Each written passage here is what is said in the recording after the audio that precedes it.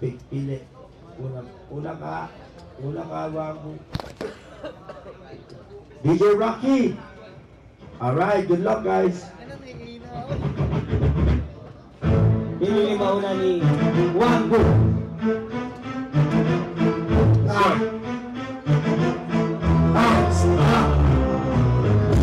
Ito bakit mo gagawin bilang kabalo? Dito susunugan, gagawin ko ng kablo. At ipapagpapulaan sa aking balikat. Matalunin ang walang kahinga-hinga. Ito lang kadali, di man lang pinagpawisan. Yung mga sumupot sa sa'yo nag-aalisan. Ganun kaya inilibing, bakit di ka ubra kahit anong gawin? Sige magbiro, magbibig ng patawa-tawa. Mawawala ka, hindi mo kaya. Yung nagtong binawan, kahit takbag yun, hindi ko naiiwanan. Pwede magwaran sa ganun mas masakit. Ako pa rin dalawa, pwede natin ipaglabit ang sa ganun. Tama yung tula ko, ito yung bara na sasabak sa mukha mo. Knockout yung kalaban di ma-over. Ito yung step back, tinulo ka kay Rudy Grover. Basak yung mga tira, iba yung itsura, pambihira. Alam mo na, hindi mo ako pang nangatay. Wango nakasot na nga ng waway. Kahit sa taas, hindi na nangangalay. Itong kalaban ko, bakit ka bababay? Sige na, bumito ka ng mga para mong basura. Anong bristle ko naman basuka? Itong kalaban ng tablos, dito sa wango ay hindi natatagos.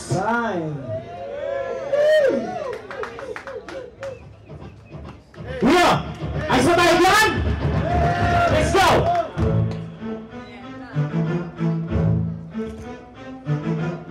Shake it! Yo! One, two! Sabi hindi daw tatagos, pero ako sa'yo ngayon ang lalagdos. Nandito kami ngayon sa takeover. Kalaban mo si Magda, ikaw ngayon game over. Kaya ngayon sa amin wala kaming interest. Tangin na tauhan ni Diwata Bares. Bakit ka nandito?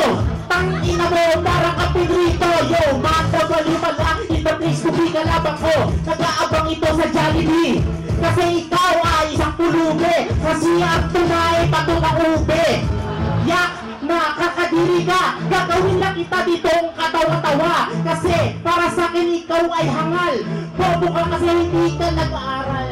Ano ka ba? Nakakatawa kasi nada. Balo kapag bumanat ka kaiba. Kaya kong magseryoso, kaya kong magpatawa. Kaya kong gawin lahat, magsabayin dalawa. Kasi nandito ka ngayon sa aking harap. Kaya ikaw gagawin ko lang ketchup sa usawan. Kasi mahilig sumausaw. Kaya kong mag-freestyle, may kasama na sayaw. Sino sa atin ng multi-talented? Kaya ngayon sa akin, ikaw ay wasted.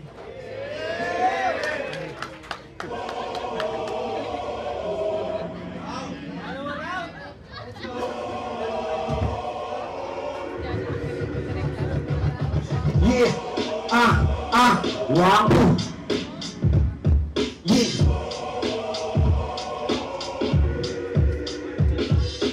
Nakutong kalaban para inabot sa panga. Papahiin ko yung tulad mo na patawa. Yung mga natatawa yung tulad ng tanga. Yung kalaban mo din ang nagpapabaya. Bakit tapos ka na? Sunod ka ngayon, inaplos ka pa. Kita-kita sa balat, nasugat-sugat. Dapat na nagbaang ka dito, nagsulat-sulat. Ito yung aking pangwakas. Walang silbihan joker sa tulad kong alas. Kung ito mo'y baraha, binabalasa. Itong alabang may maasta na may pag-asa. Sibak parang bulat. Patay tuntong sikat. Bigyan nyo ng palakpakan, tapos pauwiin nyo sa tahanan. Kasi walang kalaban-laban, parang sanggol. Ang swerte ng ako, sa'yo pa ako na nagpapatol. Ngayon dinudurog kita at pinupulbos. Magsupasunod nito ngayon, iba ang boss. Meron kang kalalagyan. Bakit habang higaan? Ibabaong kita, aning na talampakan. Dapat dito din yung pinapabayaan na bumapala sa tunay ng malakas. Extra ka lang, ito ay aking palabas. Yeah! Ay sabay yan? Let's go!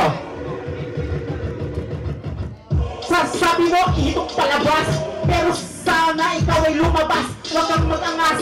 Wala akong pake. Tingnan mo pormahan mo. Pangsin pang gabi. Ikaw ngayon dito ay sa harap. Hindi ko nga alam bakit parang nagtuklap.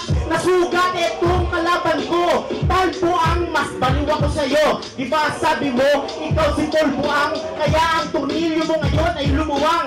Tingnan mo, kapag bumanat para lang tanga, para tinira sa buhay, puro Ay, paulit-ulit ka. Tingnan mo, ang laki ng tiyan natin dalawa. Pero ako, 9 months na to. Ito, 6 months pa lang to. Mauuna kong mga anak, sila'y papalakpak. Sa akin makakatikim ka ng tadyak, saksak. Tutulo ang iyong dugo. Sa laban na to, pugutan yung ulo. Hanggang sa dulo, ako mananatili. Ikaw ay mukhang palikong titi. Nakakadiri ka, buang. Yung hilinga mo, amoy-boy bawang. Kadiri ka. Pangit talaga si Mike Sweet. Sa'yo ay natatawa. Judges, ready na ba kayo? Nanahimik bigla eh, no? Asa yung judges?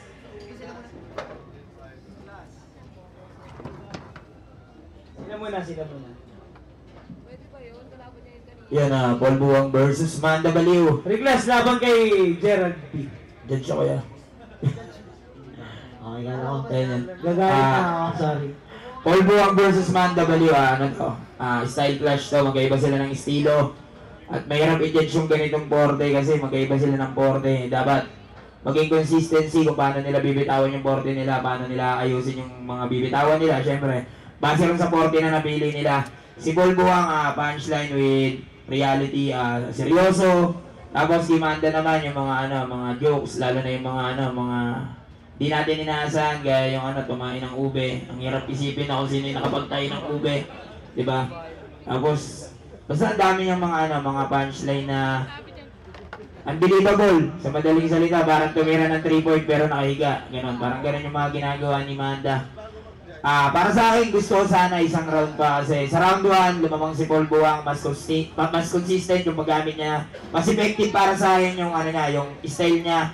Sa round 1, medyo kulang yung punchline ni hindi may butal-butal yung kay Manda. Pero yung round 2, maliwanag na talagang nangibabaw si Manda raw kasi yung mga punchline niya na jokes niya na dikit-dikit talagang mas magandang pakinggan. Kaya sana, OT akin kaya isa pa. Very class OT, Unico.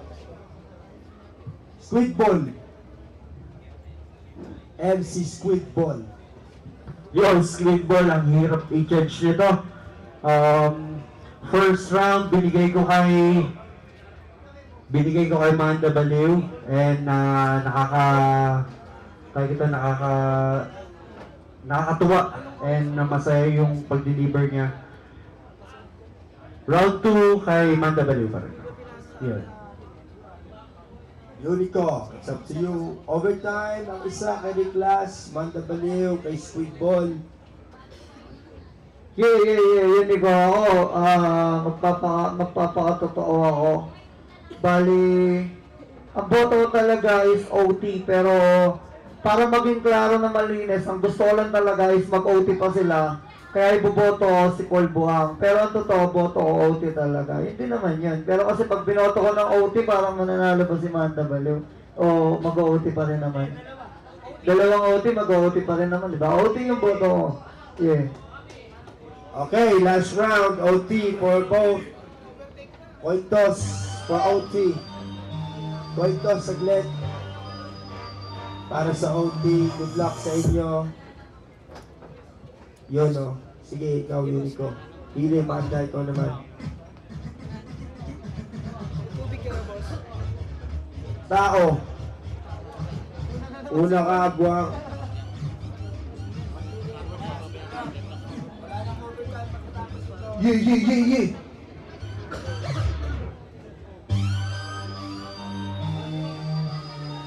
Yeah.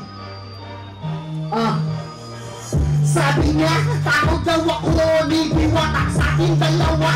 Mas mukha ka ng timawa. Ang baho ng mga bunga mo, kumakit daw ako ng ube, oo. Kamukha mo, ngayon patay ka sa tunay na freestyle. Ito ay ratatak, walang halong ceasefire. Ubus na oras mo, tapos ka na freestyle. Sa pistola dala ko ay missile. Sa bumukha mo, kita na yung utak. Ito ay absent, kaya nakakabula. Kasi sikat na, nasa flip-top. Pero yung wangko dahil nagpahira. Pinarusahan itong idolo, itong pambato, aagawan ng titulo. Uuwi sa bahay yung ampunato, itong nagbakasakali na yung tablado. Bilangin yung punchline para na sumuntok, para mong maangas, eto na ang bundok. Ngayon tapos ka na, di na pwedeng dugtungan. Patay ka at sunog dito sa sunugan. Para king remake. Yeah, let's go! Check!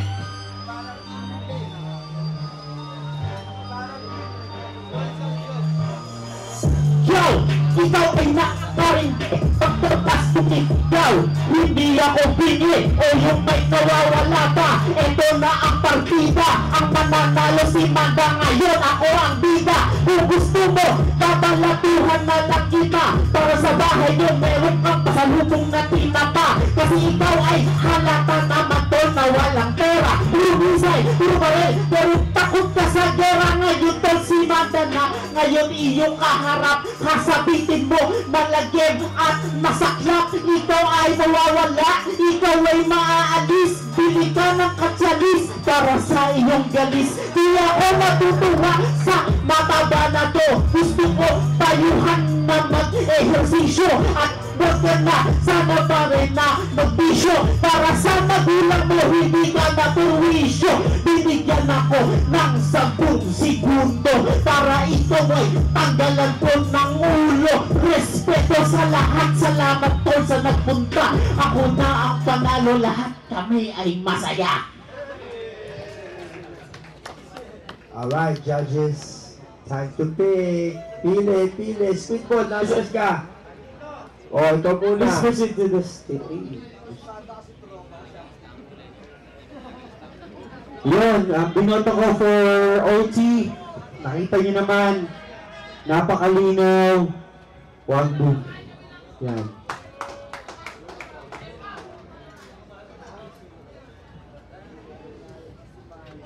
Yun, round 2. Yun, di-disregard na yung naunang dalawang round. Magbabase na lang sa OT. Para sa akin, binila ko yung suntok nila. Wangbu, syempre, flawless pa rin. Mula umpisa hanggang dulo, hindi talaga magkakamali. Ganoon din naman si Manda Baliw. Parang feeling ko lang, mas matalim yung mga, yung mga naging, mga narinig ko kay Wangbu. Although yung mga punchlines din talaga ni Manda Baliw is entertaining, kaya lang yun, siguro personal perspective ko lang din, mas nagustuhan ko lang ng bahagya, napakakunti lang yung kay Wangbu, pero sobrang solid Manda Baliw, men. Talapakan natin si Manda Baliw, men. Wangbu got 2 votes, so Riklas, let's just hear yours. Yun, Riklas. Wangbu versus Manda Baliw. Ito yung pinakamagandang baliwanag na gusto kong sabihin na sila pa rin silang pumapunchline na although magkaiba sila ng style. Ang lang, mas mahaba yung setup ni Manda Baliw, kaya medyo mas marami yung punchline ni Wangbu. Kaya mas maraming naipapatama si Wangbu o naipupuntos. Si Manda, malalakas yung punchline niya, pero yung setup kasi, yung lines na nasasayang, alas 4 bar setup, sa kay Wangbu, nagra-rhyme per rhyme yung punchline. Kaya binaboto ko si Wangbu kasi yun, mas marami yung punchline, magsiksik. Pag masiksik yung linya mo, mas marami yung punchline kaysa sa marami kang setup bago yung punchline na yun. Wangbu. Alright. There we go. Wangbu advance to the finals. Let's go get the last 2 up. Gerald Bato and Freak G.